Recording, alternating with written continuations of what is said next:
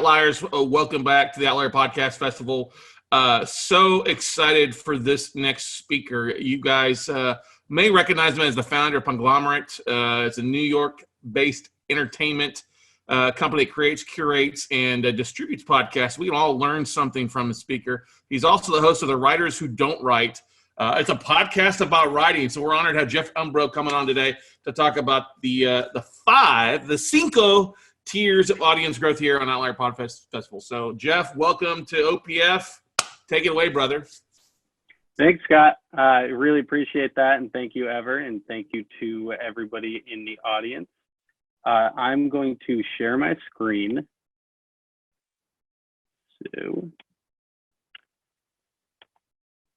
And you guys will have to forgive me. This is the first virtual presentation that I've ever given, so bear with me here. But I run, as Scott mentioned, a company called the Conglomerate. We're based out of New York, and we produce, distribute, and monetize podcasts. We have been around since July of 2017. And we've put out a number of shows that I hope you would recognize. Some are probably more recognizable than others, but we have kind of a tried and true approach when it comes to growing your audience for your podcast. So I am going to run through what that looks like. I'm sure that there will be questions at the end, which I would be happy and excited to answer. And I'll just jump right into it. So I am Jeff Umbro. I come from the world of book publicity. In 2017, I launched the Conglomerate. We produce shows, we distribute them, which in this regard means, publicity, marketing, cross-promotion, merchandising, setting up paid advertising, that kind of thing. We are a small company. There's only a couple of us, but we've worked with NBC Universal, Audible, Dax, Global, Serial Box, CoinDesk, GitHub, etc. My contact info is here, and I would love it if anybody wanted to reach out after the presentation, either with questions or potential business, or just to chat. So we're going to start just by digging into what is podcast marketing. Generally, this is the process of growing your show, but it includes all kinds of various pieces that you probably hear, just generally buzzwords like messaging, branding, logos, social channels, your followers.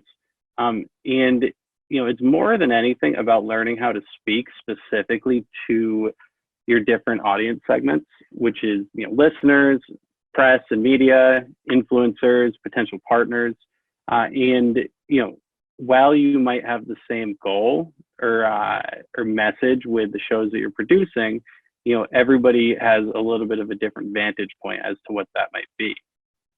So generally, the first thing I do when I'm speaking to anyone, podcasters, clients, authors, writers, whatever, you want to identify your target audience and your goals.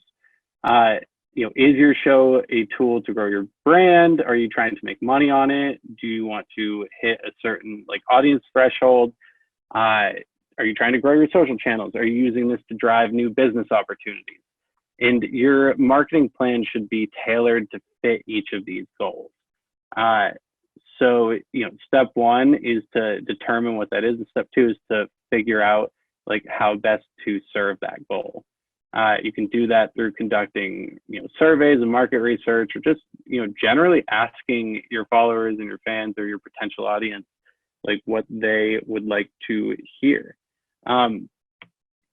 So I'm going to do a quick 2-second case study as to one of the successful distribution campaigns that we've run. And that will kind of be one of the benchmarks of what a successful campaign would look like. And then we'll dig into how we did it. So Storybound is a podcast that we launched in December of 2019. It is a radio theater program designed for the podcast age. Basically, we get a bunch of writers, big name authors who come on board to read an essay or a short story or a poem, and then we hire a composer to score that piece and we put it out in the world. This really digs into some of the details here, and this is actually worth taking a screenshot of if you are watching this, because this is an example of like some marketing copy that we use. It generally is taking the messaging pieces that we discuss, that we will discuss, and like turning it into something that is like marketable. So you can actually take this and copy and paste it to your website, into emails, pieces of this for social media. Obviously you want to tailor it to like what you're trying to do, but this is marketing copy or press kit copy, or you can look at it in a few different ways. Here are some examples of what people said about the show. We were very lucky and fortunate to have a lot of fans, and you can see that with the quality of the things that people were saying about us. And I also wanted to highlight like some specifics as to which of these outlets I chose, which was intentional. The New York Times, which is just like a great marquee name, national media.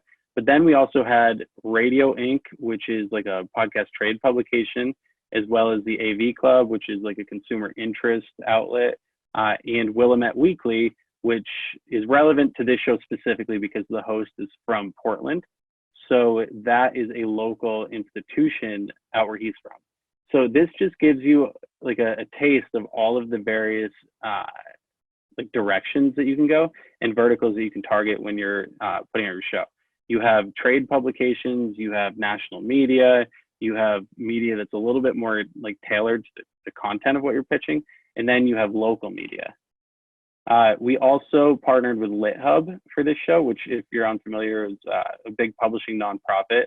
And they actually published every episode of the show on their website, which I know is not something that is probably totally available to everybody, but just I wanted to get you thinking about the various partnerships and the out of the box ways that you can go about actually trying to get your show out there in the world. We also ran a bunch of different promotions like feed drops and cross promotions and interviews with the talent of the show on a bunch of other podcasts that were super relevant to the topic that we were putting out there.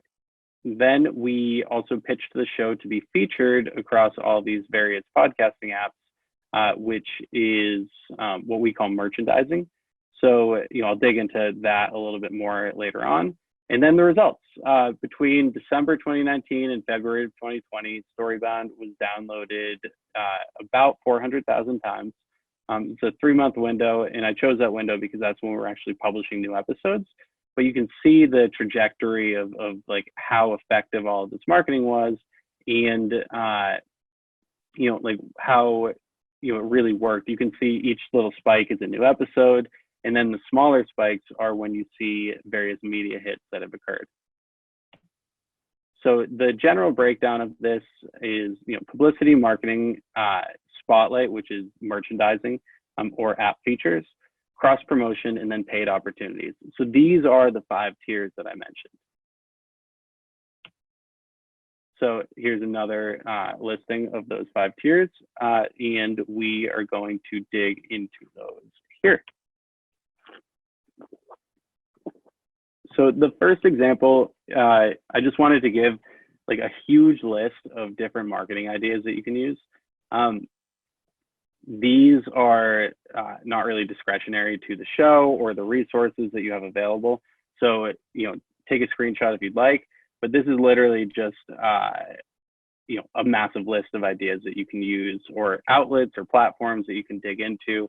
And we'll dig into some of them over this call, but I wanted to give this to you all. If you want to take a screenshot or something, you can come back to this, and maybe there's something that seems like it would be a great fit that you want to explore further. So I wanted to dig into like some of the general ways that you can market your show with your existing platforms. You have blogs, websites, email newsletters. We'll come to social media in a second, but there's a lot of opportunities to really feature your show using each of these different platforms. Episode drops, behind the scenes profiles, interviews, guest posts, anything really that you're seeing on other blogs, or that would be, you think, relevant to your listeners, would be interesting for you to post on your blog. And what I mean here is generally that you can take your show and your episodes and you can really craft different kinds of content out of that. You don't have to just release this as like an audio piece. You can also take the transcript of that show and create a blog post, which will then in turn like help you further your goals of, you know, web traffic, which might lead to new newsletter subscribers or new business opportunities. You can take, you know, the various elements of like a guest interview that maybe you didn't get to use the whole thing in the episode. You can publish that on the website, and then that becomes another piece of content. Honestly, the biggest barrier here is just the amount of work and time that needs to go into these things. So this is a really effective way to, just reading a quick question. This is a very effective way to like drive more traffic back to your platform and to the show itself. You know, on your website, you're going to want to really ensure that you have all of the various like app platforms on there that people can subscribe to. Very clear and concise call to action for, you know, what you want people to do when they come to your website. You want to be using your SEO.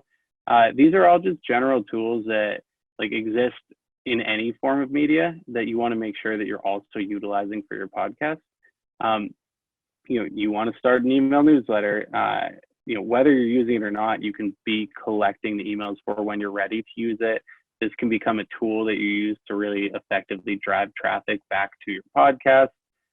There's a lot of different ways that you can use all of these things. Here are some examples of newsletters, which are a tiny bit dated, but you know, these are just some, I'm just going to skip these, but you guys have seen some great examples of email newsletters that come in, so you kind of have a sense of what that would look like. But these I chose specifically because they have great language and imagery and really like call attention to the podcast and have a great call to action.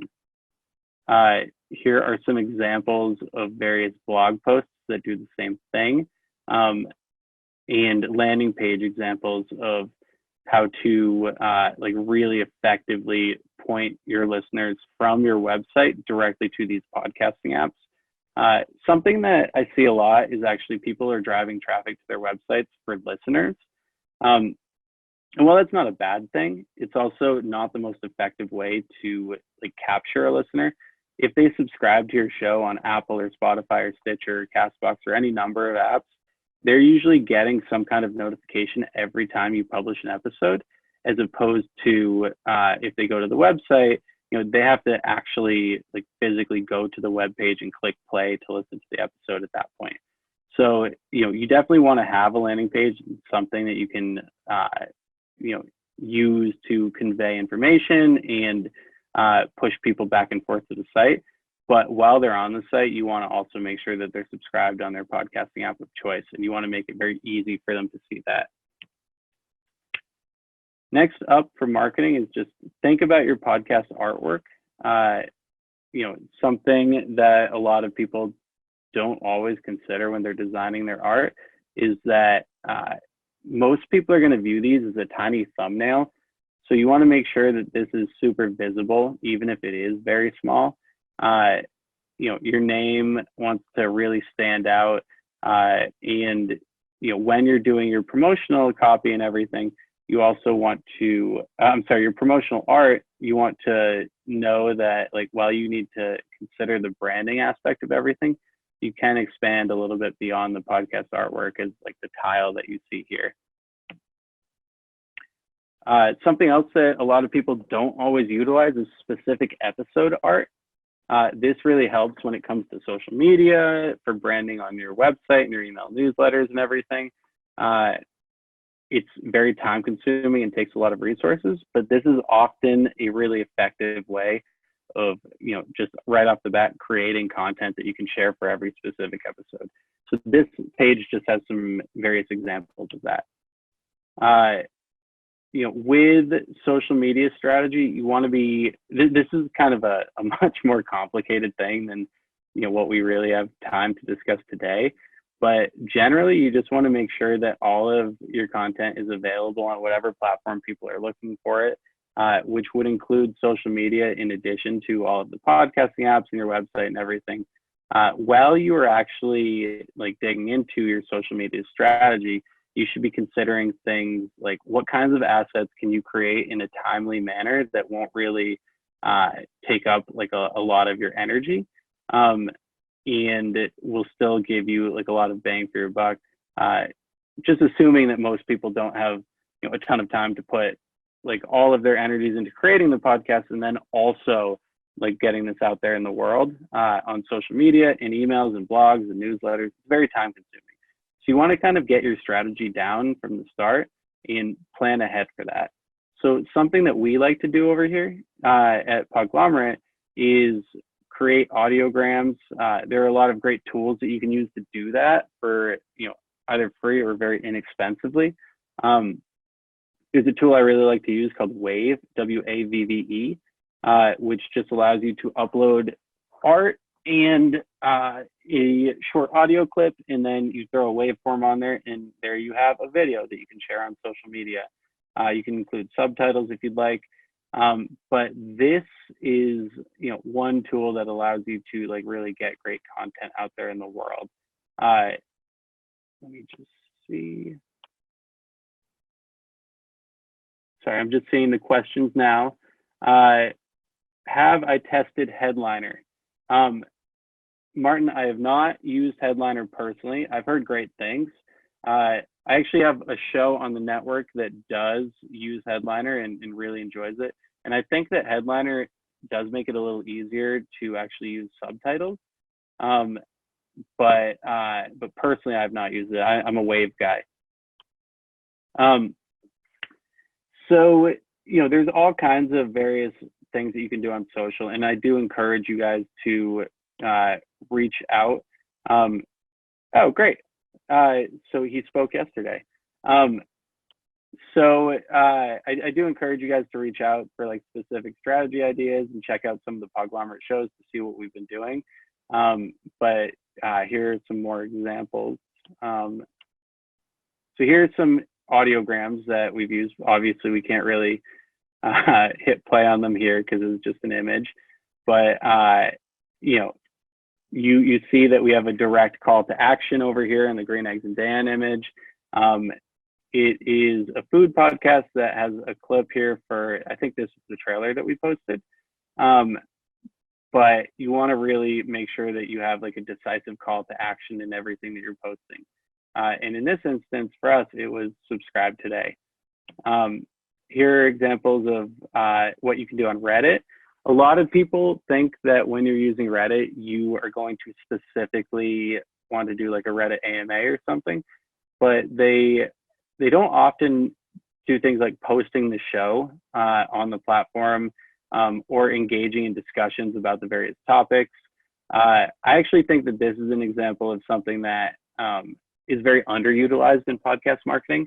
Honestly, there's subreddits for literally anything. Entrepreneurship, business, books, movies, TV shows, you name it, and it's there. There's even a subreddit for podcasts, which I linked to or showed a picture of down at the bottom.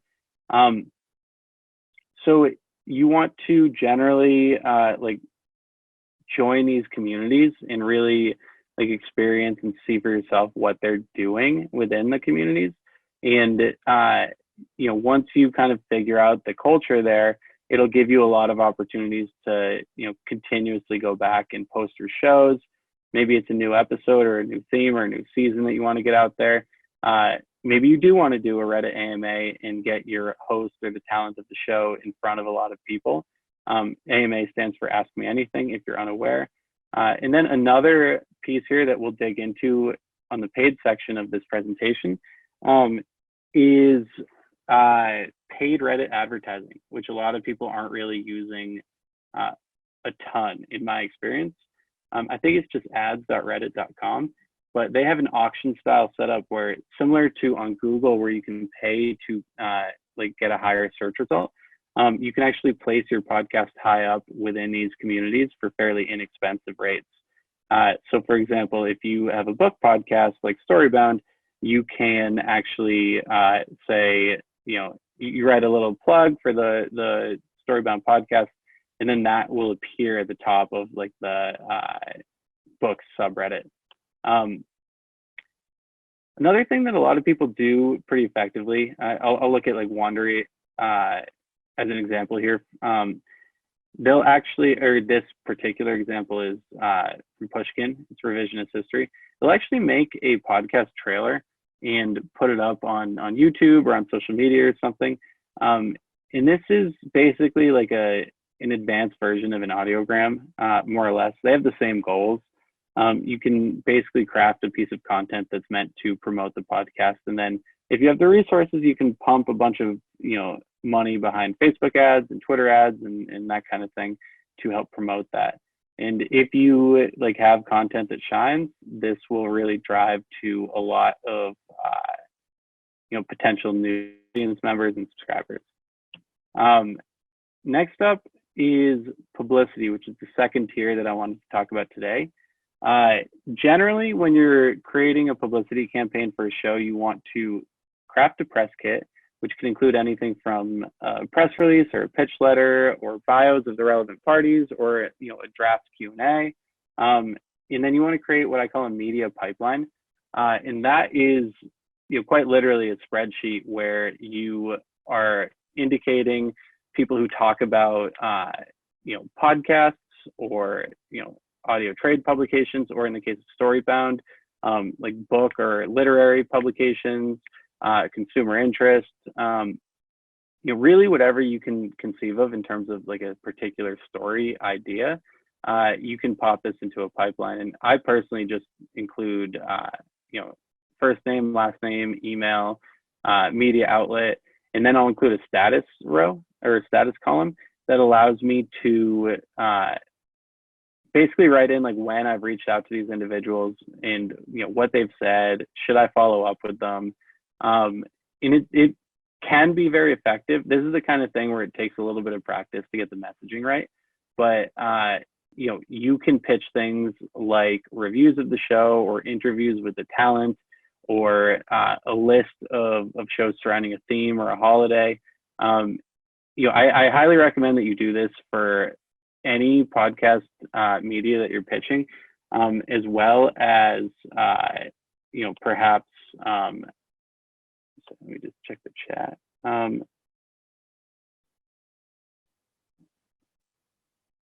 So I think that it's a really, Jeff, really real quick. If you can check the, do you see the Q&A section as well? I don't know if you covered that one already. Okay. I did not. I'm sorry.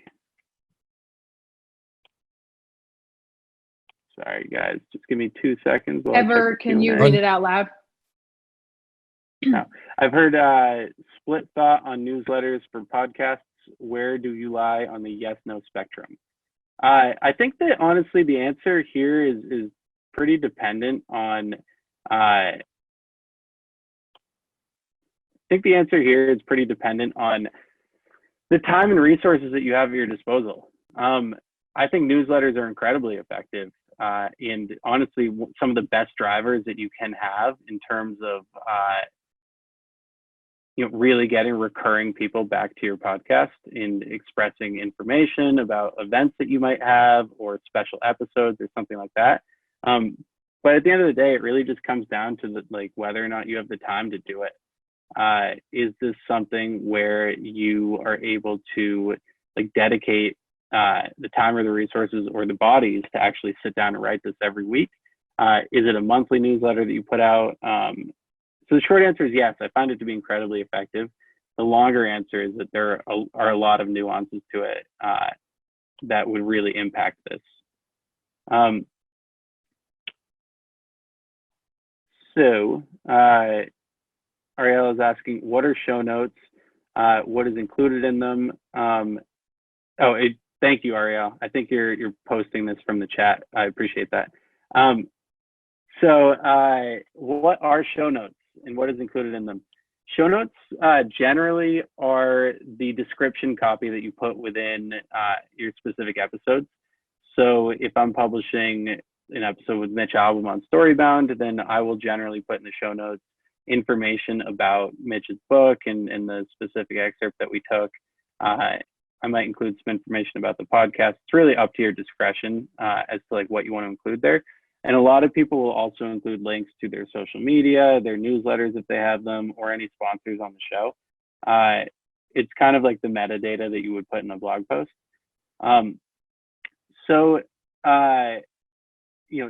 Just going back one step, and I'll finish this section up quickly. But I think it's really important for everybody to sit down and create these materials when they're first discussing or thinking about their podcast, because it really allows you to like look in one place and sit down and really consider what your show is all about, what you're trying to do, and how you're trying to get it out in the world. Some people call that messaging or branding, but the idea is really figuring out like what you want to put out there and how best to do it. And then this language in these documents that you've created can often be like repurposed for your show notes, for your website, for your email newsletters, and for all different kinds of uses. So I find that doing this one step really saves you a lot of time elsewhere. So there are a lot of potential opportunities when it comes to so there's a question here. If you put a podcast trailer on YouTube, how long is the trailer? Do you film yourself recording your podcast, or do you use PowerPoint visuals? So I'm going to answer this, and then I'm going to wait to answer questions until the end, just so I can make sure that I get through everything. These are great questions, though, so please keep them coming. Regarding a podcast trailer, that's a super broad question, and you can really do whatever you'd like with it. Some people do, kind of like a live chat of them talking to their microphone. Some people make something that's a little bit more produced. Some people will even just basically make an audiogram and use that as a trailer. This goes back to, it's a similar question to like a podcast newsletter. If you have the resources to do it well and to do it, and to make something that you are happy with, then, there's really no limit to, there's no limitations to how you do it. If you create a podcast trailer, you can put it on YouTube, you can put it directly on Facebook, you can do a lot with it. But really it's all going to go back to like, what are your goals and how can you reach those goals? If you're just going to create it and kind of leave it there hoping that people find it, very rarely does that actually happen the way that you would like. So, I would caution against spending a ton of time doing something like that. But yeah, that if you want to shoot an email over, I can get into that into more detail.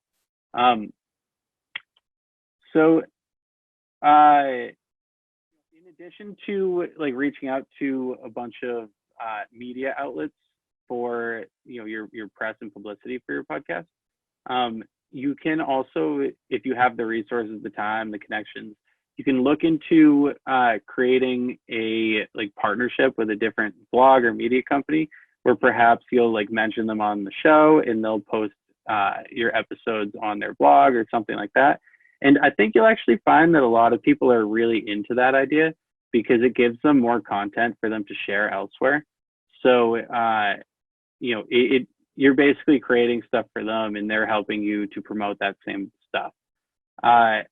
So it usually works out pretty well. That's like our LitHub partnership. They're basically just using our show notes when they publish it on their website, but it's another article for them to show off like something literary. And on our end, we get a lot of readers who find the show because they're already on LitHub, meaning, they're already probably interested in what we're putting out. So there's a synthesis there, or symbiosis there.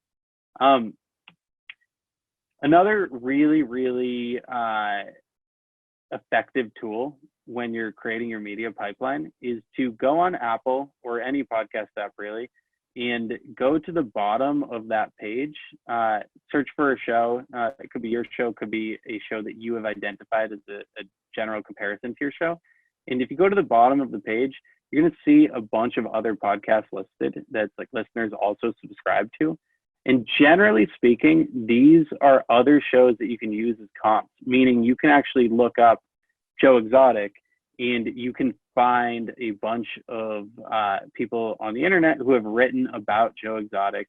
And you can use that to kind of identify some journalists who are already writing about true crime podcasts and might be also interested in writing about your true crime podcast. That also works to identify shows for cross promotions or potential interviews or potential feed drops. So there's a lot of options there. Next up is I skipped cross promotion, but there are three main kinds of cross promotion. The first is pitching your talent or your guest your talent or your host as a guest on another podcast. Usually that's the most effective way to promote your show because it's very organic and it allows, your host or talent to get the word out about your show in the best possible manner in their own words. The second main way to dig into cross promotion would be what's called a feed drop, where you actually plan to release an episode of your show in the RSS feed of somebody else's show. Sometimes it's paid, sometimes you do trades, sometimes you pitch this. And then the third way to do it is what's called cross promotion, where you can actually say to someone, hey, I'll give you 20,000 downloads of my show to advertise your show, and you can do the same for me. There's a lot of different ways to go about it and different mechanics that you can use to do it. But those are, like, in a very broad, overarching way, the three main ways to cross promote your show on other podcasts. So there's also something that usually, like, whenever you talk to somebody who wants to get their show featured on a podcasting app, they're talking about new and noteworthy on Apple. In truth, there's a lot of podcast apps out there, and there's a lot of different ways to pitch your show to appear on them. There are apps that have, like, editorial curation, featured shows, new seasons. They might do a list around a holiday or an event. Maybe The Bachelor is coming out and you have a reality television recap show, or you have a really special episode about mothers surrounding Mother's Day. You can actually reach out to all of the various apps and let them know that, this show or this episode exists, and you can tell them, like, why you think it would be a great idea to feature this on these various platforms. And you can do this using the synopsis documentation or the pitch letters that you've already created from your press kit. In terms of actually, like, finding the names of who to reach out to, Google around. A lot of these people are publicly available on social media, or they have websites, or the pitching strategy is actually listed on the website of the app. But there's a lot of opportunities here that people don't often actually utilize properly, and these are really, really effective ways of getting your show in front of others, because usually it's people who are already looking for another podcast to listen to. They're already in the app, they're already on the Discover section. And that's why cross promotion works so well too, because you don't have the barrier of teaching somebody, like, how does a podcast work or why they should be listening to your show. Like, they already have the validation of either the host of a show that they already love and listen to, or these apps that they've trusted and that they've used for years. So here are just some random examples of a bunch of features. You have Castbox, you have Apple, you have I think this is iHeart, Stitcher, Spotify, Pocket Casts, TuneIn, and I think this might be Pocket Casts again. Here are more examples of features. So then the last note here is just for paid opportunities. This is the fifth tier. And just to clarify, it's publicity, marketing, cross promotion, retailer merchandising, and then paid opportunities. And with paid opportunities, there's a lot of ways to go about it. I'm only speaking from my own, like, personal experience, but I have 4 major ways that I like to, pursue a paid campaign to promote my podcast.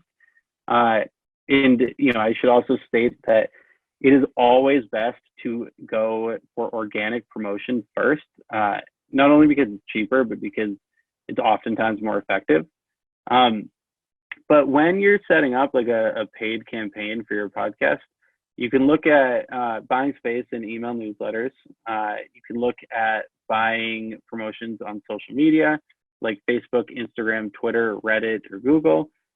You can look into purchasing space within other podcasts. If you have a show that you really want to do a cross promotion with, you can usually buy ad space and promote your show as opposed to a product. And there are currently 6 apps, I believe, that allow for paid promotions within the actual app. I'll use Overcast as an example. If you go to, I think it's overcast.fm/ads, they actually have like a price list and an auction set up where you can purchase a space to promote your podcast within the app through like a small banner at the bottom. I think it's like your cover image and 90 characters. And you purchase that within a specific category. So if you have an audio fiction show, you can purchase a spot within the app for people who are already listening and searching for audio fiction shows. This is really effective, mainly because like right off the bat, if you go to that website I mentioned, and if you email me or tweet me, I can send it to you again. It'll tell you exactly how many impressions they anticipate you getting and how many subscriptions they anticipate that you're getting. Really, like when you're doing a paid campaign, it all comes down to a math problem. Am I happy with the number of subscribers or downloads that I will get from this paid campaign for what I am spending? So you figure that out. And if it works for your budget and for your constraints and for your time, then it's usually going to be a pretty effective campaign. Here's an example. These are Google AdWords. You've all probably seen them, but you can do them for your podcast. This is actually an ad on Overcast. You can see it at the bottom. Both of these are. This is a podcast ad on Facebook. And then, I mean, there's always other like, moonshot examples of paid advertising like billboards or newspapers or something. And I call those moonshots simply because there's no real way of tracking like where your downloads are coming from and how effective this is. So it's not always like the smartest idea to do something like this, but it can be. It's really totally dependent on like what you're looking for and like how broad of like a pitch you're trying to make. And so here is my email and my website again. And I'm just Jeff Umbro at Twitter if you want to reach out. I would love to hear from you guys. I know we're going to do a Q&A in a second, but I just wanted to note that this is like the extreme Cliff Notes version of what we can do for a distribution campaign. We have done this dozens of times, and we would love to help you all do it, whether that's giving advice or something more. Let us know. We're really happy to do it. We love doing it. We live and breathe this stuff. And there are a million ways to do it. My strategy is by no means the only strategy. So, please keep that in mind. And now I'm going to stop the screen share, and I think we have some questions.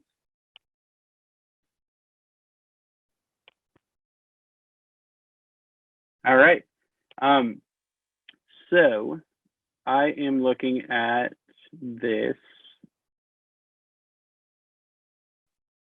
Do you want me to just copy and paste the questions? Okay. No, I have them all here now, so I can just read them. I was just reading them. I'm a slow reader. Sorry. So you provide several great ideas. Can you, thinking of your experience, narrow down the 5 most critical approaches that would be the baseline for any audience strategy? Yeah, sure. I mean, I actually think that it's like a holistic approach. And you should incorporate all of this, whether you're going to do all of it really effectively or whether you have the time or the resources to do all of them is a different story. But I do think that all of these things kind of feed into one another pretty well. But if, gun to your head, you have to like select like 1 or 2 things that you want to focus on, then I would, first focus on creating just a really good podcast and making sure that, your fundamentals are down pat. you have good audio? Do you have good show notes? Like, do you have a very clear, concise call to action for what you're trying to do? And, if you're happy with all of that, then you can like really present that to the world in a lot of different ways. If your show is about business, I would focus on LinkedIn. If your show is about, culture, then I would look at Instagram and Twitter. There's a lot of approaches, but step one, I think that, if you have a budget, the most bang for your buck is probably like some of these app features, or purchasing spots within other similar podcasts. And if you don't have a budget, then I would focus on more of the organic features, like, writing up a press kit and trying to pitch the media. If it's a good show and they're already writing about these things, then there's no reason that they wouldn't also want to cover your show. And there are a lot of places that will write about shows every single week or every day. The AV Club has a weekly podcast newsletter. Vulture has a weekly comedy newsletter. Hot Pod is a multiple times a week email newsletter about the podcast industry. If you have a story that's relevant, there are hundreds of examples. So I would first just look at what shows that you would consider a comp are doing, and I would, mimic what is it? Something is the best form of flattery. Copy what they're doing, or put your spin on it and see what works effectively for you. The next question: when do you advise proposing changing episodes with other podcasters? I guess most experienced podcasters won't be available to do this with beginners. That kind of depends. It depends where you're at. I know everybody's not like launching a podcast in 6 months. A lot of you guys already have shows that are out. It's more about finding an audience fit than it is about finding like an audience size fit. There are a lot of ways that you can go about this using dynamic audio insertion, or, maybe you would, if you have 1,000 downloads an episode on your show and somebody else has 10,000 downloads, maybe you give them 10 episodes of ads for one on their show. There's several ways to go about it, some of which are more appealing than others. But I don't know that there's like a right or a wrong time to do it. It's just, again, what works for you in your particular situation. What are the high and low ranges of your promotional partnerships? I assume that you're talking about how much they cost. If I'm not, I apologize. If you're not, I apologize, and please do clarify that in the Q&A. But typically we start at around $15,000. But it does vary quite a bit, depending on like the timeline and what specifically you're looking for and what your goals are and what your show is, and whether you're an individual versus an institution. So I would encourage you to reach out to me via email at Jumbro, Jumbro at thepodglomerate.com, and I can give you a better, more concise answer to that. How long have you been in business? I've been podcasting since about 2014, but I launched my company in 2017, although we had been working on it for about a year before that, just to get the bones right. So, my full-time job has been podcasting for about 4 years now.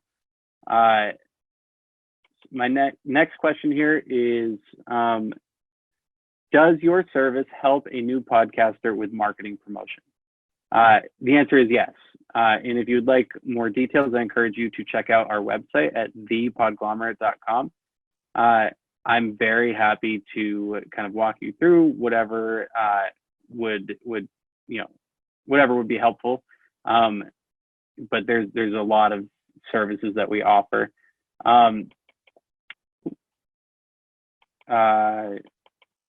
Do you think the app feature will work for an international audience, or is it very focused on North American market? On the North American market, I'm sorry. Yeah, that is a great question. Most of these apps actually do demographically based promotion. So if you're in Israel or China or Spain or Portugal or Brazil, there's actually a different like Apple Podcast store for each of these different locations. So, so I encourage you to continue to pitch it, because if this is relevant to like a North American audience, that's great. But that's like by no means the like end all be all. You know, you have a lot of options here. What are quick wins for podcasters with little to no budget? And then there are some details on the specific podcast. This sounds like a great show.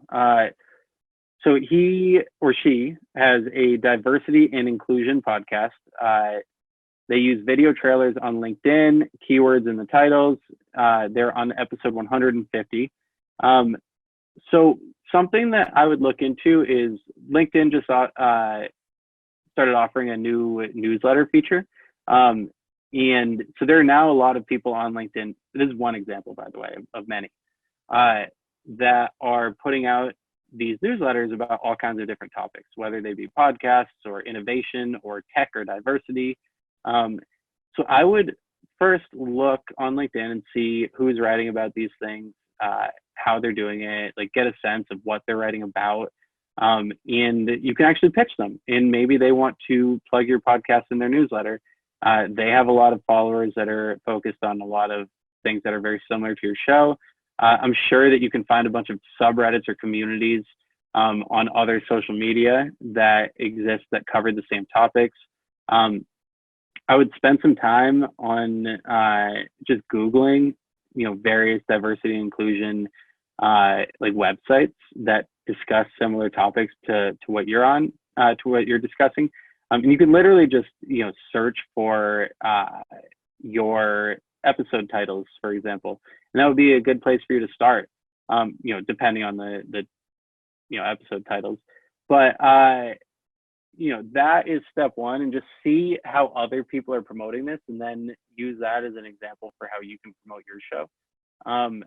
You know, you might find a bunch of journalists that are covering various like topics that are very similar, and you want to let them know about this. Maybe you can bring guests on certain episodes and have them share the show.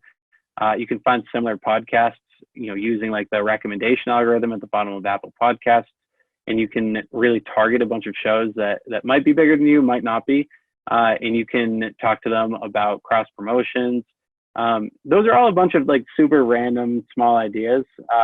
And you know, you can probably come up with 20 more that are even better than what I just said.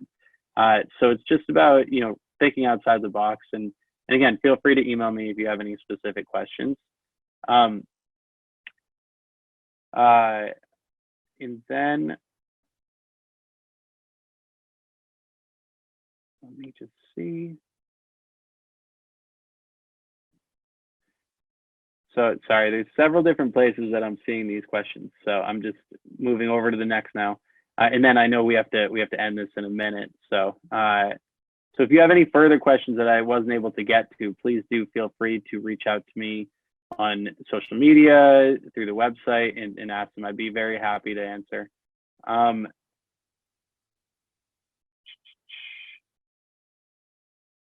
So I think we have one great new one. They're all great, just one new one. What type of podcast show styles are the most popular among listeners? For example, interviewing guests versus calling questions from listeners, or not guests, just the host talking. So, I mean, really, it depends on the listener. But, you know, I think that like more highly produced narrative style shows are a little bit more difficult to like find an audience for, depending on like the production that went into it. You know, is this from a big studio? Is this from a big media company? Do they already have like existing shows or an audience that they can promote this to? You know, whereas like an interview style show or a call-in show, like you'll typically have a guest every week that can help to promote the show. So they're both very popular. You know, Wind of Change is a really highly produced new show from Crooked Media, Pineapple Street Media, Spotify, and a writer at the New Yorker. Probably took them a year to make it, and I think it's 8 episodes. And that will do really, really well. But you can look at like Bill Simmons, which is, he sits down in the studio for a couple hours every week and just chats with his buddies and his guests. And, and arguably like that show, and I don't have any of the data or the numbers here, so I'm, speaking a little bit blindly, but, that show can arguably be just as popular as this incredibly highly produced show. It really just depends on a lot of the different scenarios at hand and at play. So I think that I covered everything. I apologize if I missed you. There's a lot of things happening on the screen right now. But please do feel free to reach out to me with any questions at all. And I would be really, really happy to respond in kind. Can be today, can be next week, can be next year. We're going to be doing this for a while. And I truly appreciate your time. I know that you guys had a lot of options, and spending an hour with me, it's an honor that it was at the top of your list. So thank you all so much. And thank you, Ever and Ariel and Scott. And I think that's it. Thank you, Jeff.